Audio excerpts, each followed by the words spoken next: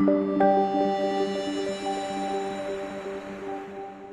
Rahu will be entering into Gemini on March 7th. So this is the mean node Rahu which we are using. The true node Rahu dates are a little bit March 23rd or so. But the mean node Rahu will be entering into Gemini on March 7th.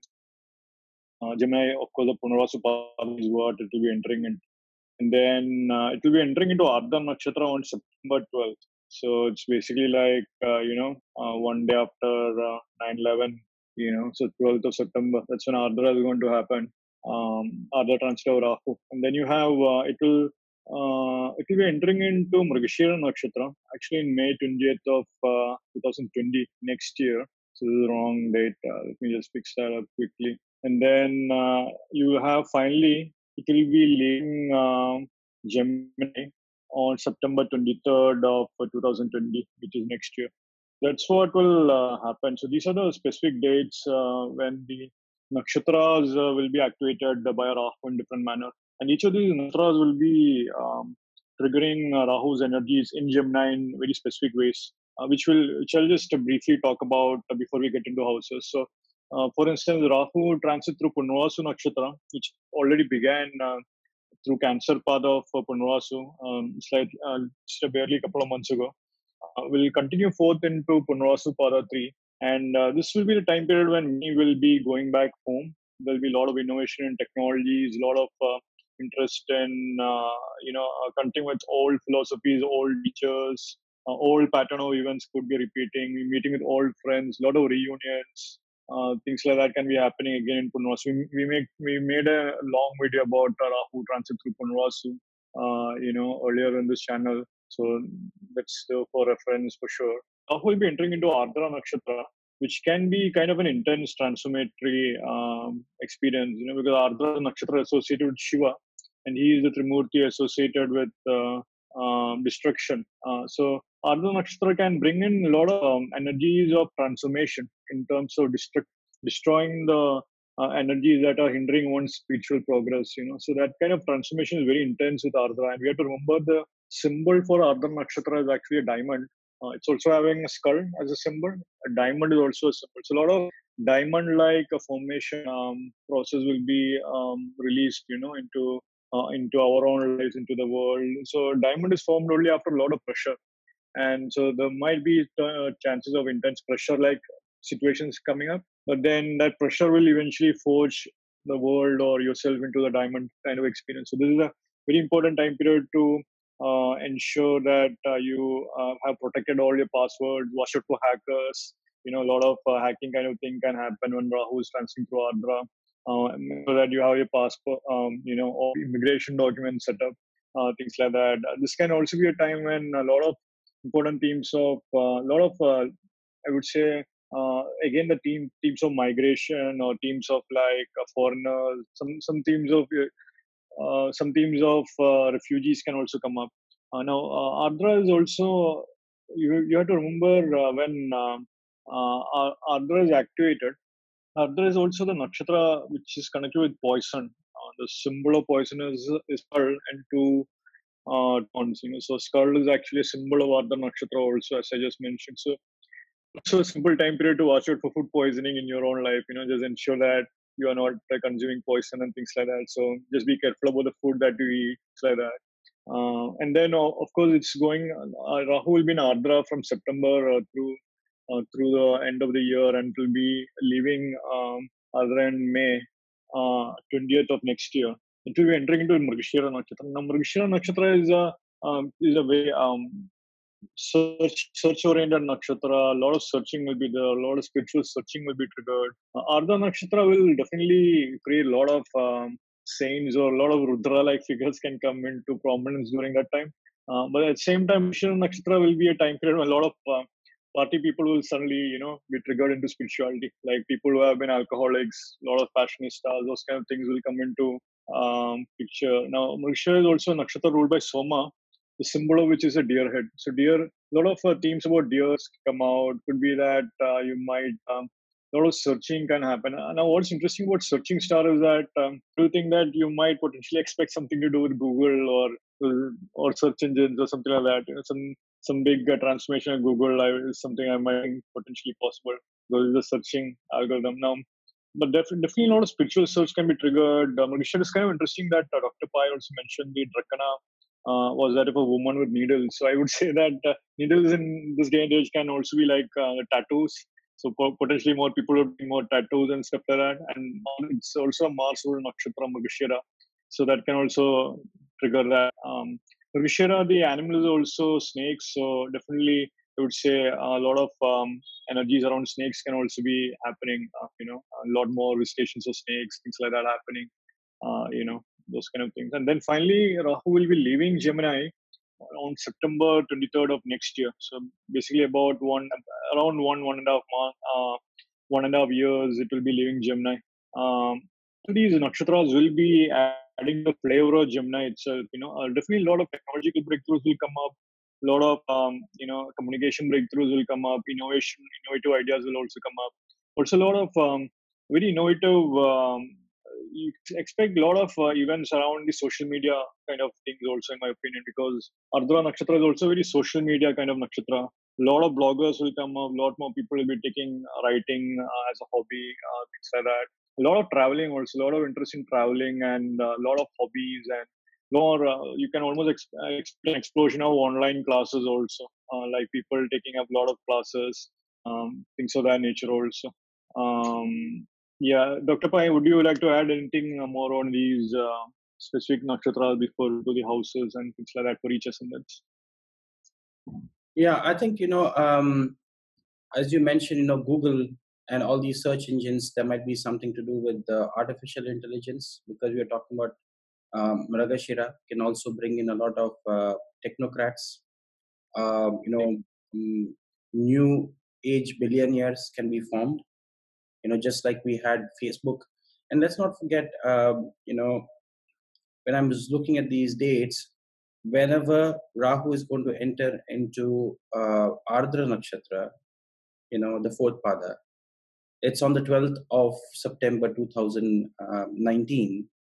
And let's not forget the September 11 happened exactly 18 years ago. So there is 18 years is the cycle of Rahu and Ketu. It goes around the zodiac.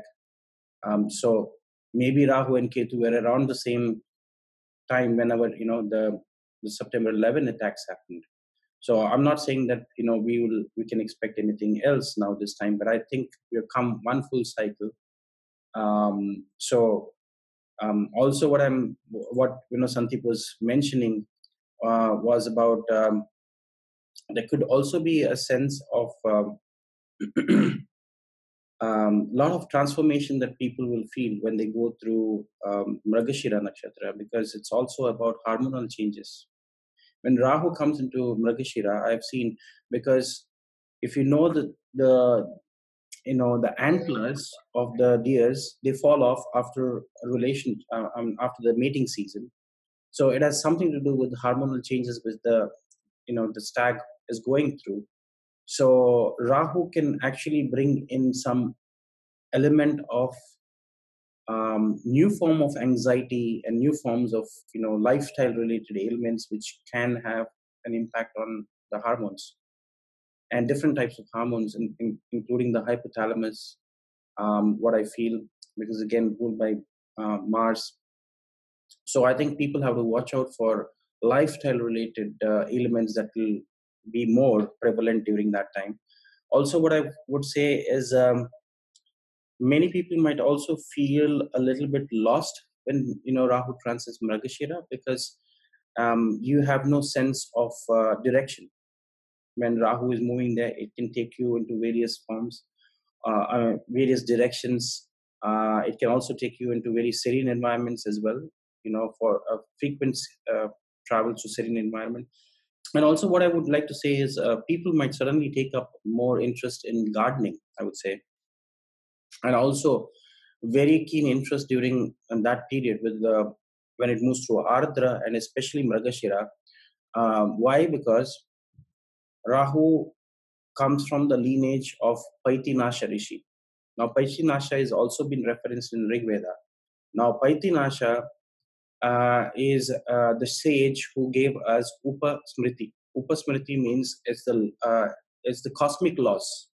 It's the text of cosmic laws. Now, although we believe that Rahu is associated with all those things which go against taboo and social customs, but let's not forget that Rahu, really wants to bring in something lawful. In fact, although we think a lot of people will be doing unlawful things, but Rahu wants to bring a change. Rahu wants to punish people who are going against the law, because that's his lineage. His lineage is Paitinasha. So what I'm saying is, also let's not forget that Ardra, which is ruled by Rudra, is also, you can see him drawing an arrow and standing in a pose, wanting to destroy people who would be unlawful or who are going against the grain. Yes, he goes against the grain, he's unconventional, but he also says, I want you to follow the laws. He is the protector of laws. So Rahu with Ardra, wherever it's transiting, I feel there will be more people wanting to do anything, but there will be more people coming under justice, which means, people will be brought to law. And also, I think there will be a huge spurt in spirituality across the globe, because, Ardra is a very spiritual nakshatra, and I see that there is, and with Punarvasu, I think what is going to happen is there is going to be a new satellite cities which will be growing across the world, which means people will stop living in the main cities and they would probably want to move towards cleaner environments, because Punarvasu is also about recycling, rejuvenation, and conservationists, environmentalists, people who are really worried about environment. So you might see a lot of these things with Rahu moving there and Rahu trying to bring in some sort of structure. People think Rahu doesn't bring structure, but Rahu really brings structure, and he makes your life easier. That's why technology, advancement, everything is Rahu's domain. He wants to bring that. And also what I feel is that's the time when people would want to move from city life and moving to healthier places, and moving to satellite cities. I think there will be a lot of satellite cities that will come up during this transit.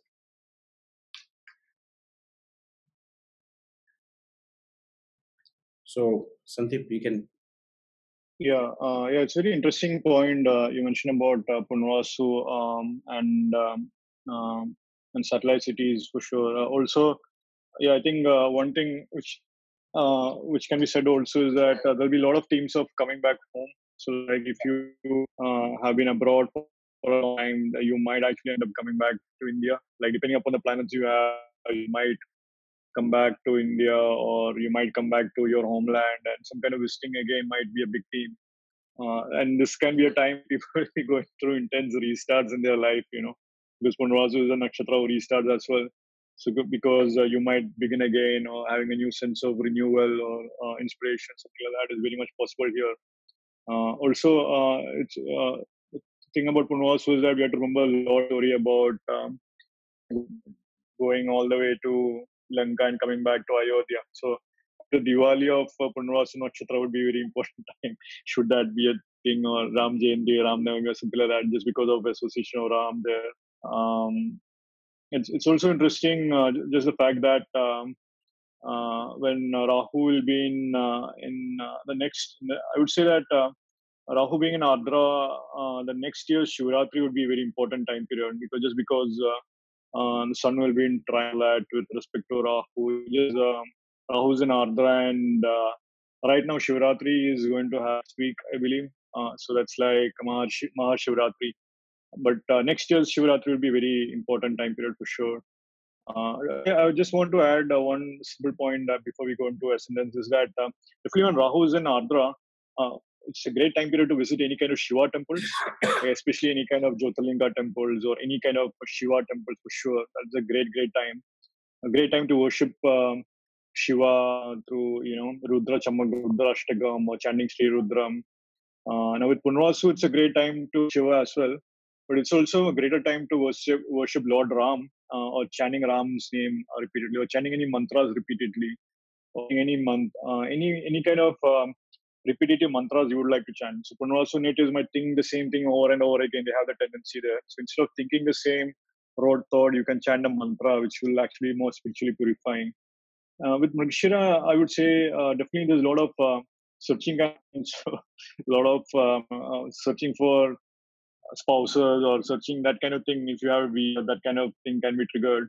Definitely, Mrigashira is also a very medicinal kind of nakshatra, which you mix and match, essential oils and that, a lot of perfumes, a lot of fashion kind of things. Breakthroughs can happen in the fashion world also. Mrigashira is also fashion nakshatra also. And what with Mrigashira though, I would say when Rahu was transiting through Mrigashira, definitely continue with Parvati, goddess Parvati, or any of the Devi temples. It thing in Mrigashira also. As simple as I think we'll be discussing remedies as we go through the ascendants also. But yeah, Dr. Pai, anything you would like to add before we go to the ascendants? In recent times, I've been seeing a lot of people wanting to come back to their home countries, with the tightening of the visa regulations in United States.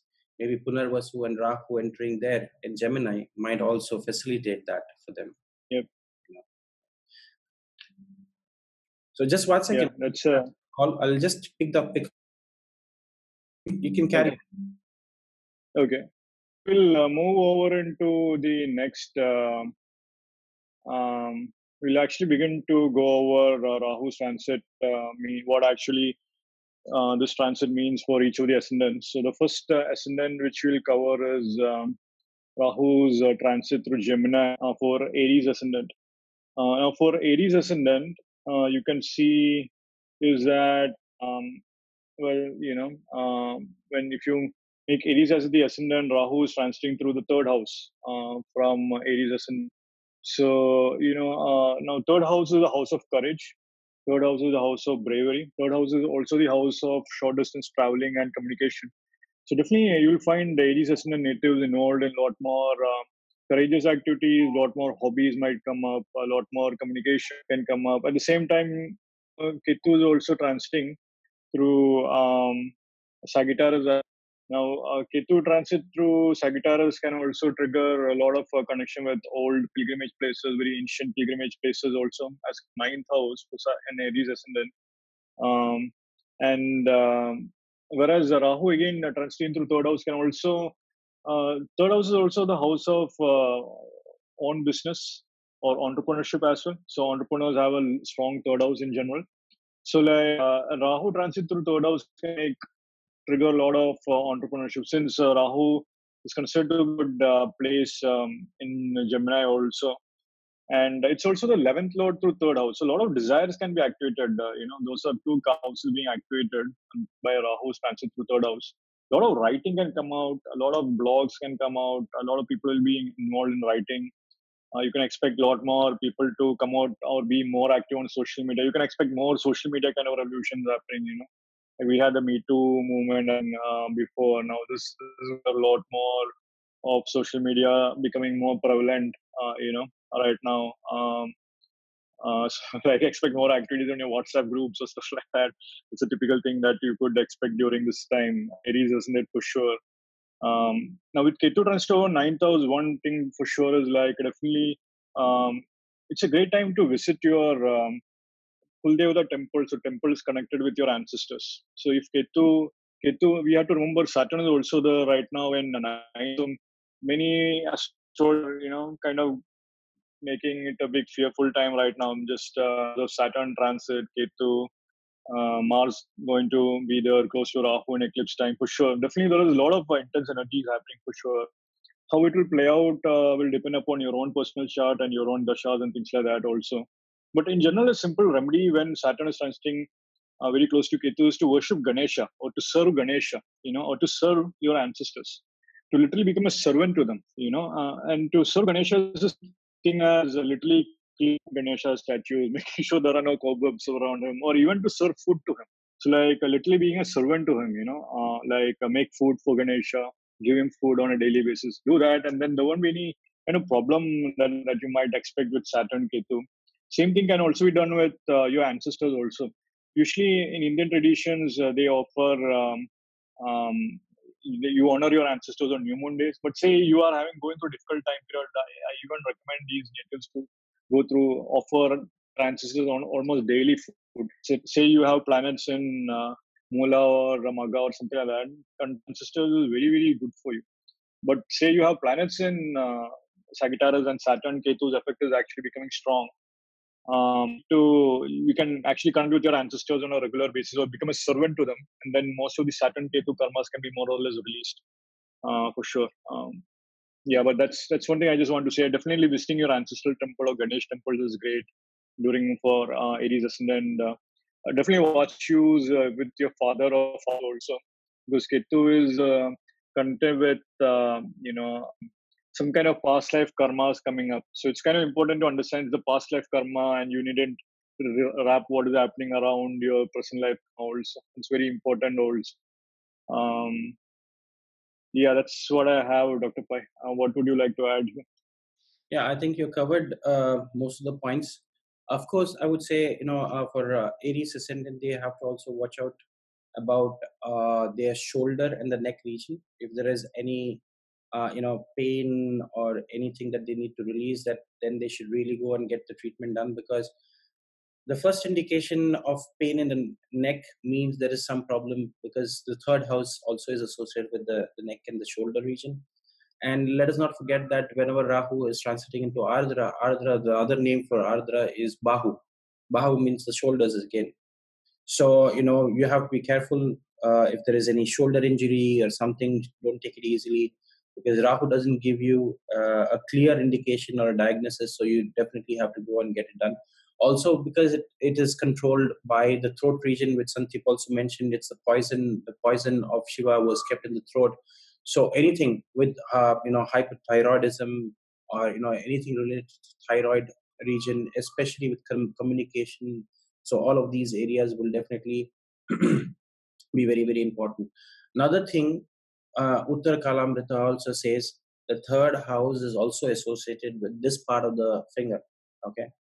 This part of the finger is between your thumb and your fourth index finger is said to be the third house. Now, very strangely, this house, this part of the palm is used during giving oblations to your ancestors. So the water has to flow from this part. It's called, Pitri Tarpanam, which means the water for the gods is a different way. For Pitris is a different way. So for ancestors, worship is always given through this part of the finger. So I think there will be a lot of people wanting to do, Tarpanam rituals for their ancestors as well, because, Ketu is transiting the ninth house. Also, let's not forget Ketu transiting through the natural ninth house will mean going to very pilgrimage places, going on pilgrimages. Especially, I would say, like what Santip said, one is Ganesha temples, but also to your Kula Devatas, because ninth house also represents your ancestors and your past and your dharma. So going to your Kula Devata or your family temple or family churches or whatever your ancestors have gone through, I think that will bring a lot of those areas of your life for the Aries ascendant. Yeah, I'll just.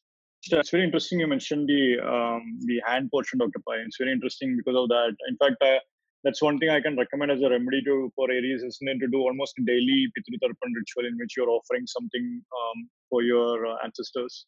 I think it's called the traditional Sandhya one, if I'm not mistaken, in which you actually. And with Ketu being in ninth house, for those audiences who Devata or don't have any access to Ganesha temple, I would recommend going to very old pilgrimage places or very ancient pilgrimage places. Those like the very old. Even visiting ruins is also something I would actually recommend for Ketu transit through ninth house for an Aries ascendant.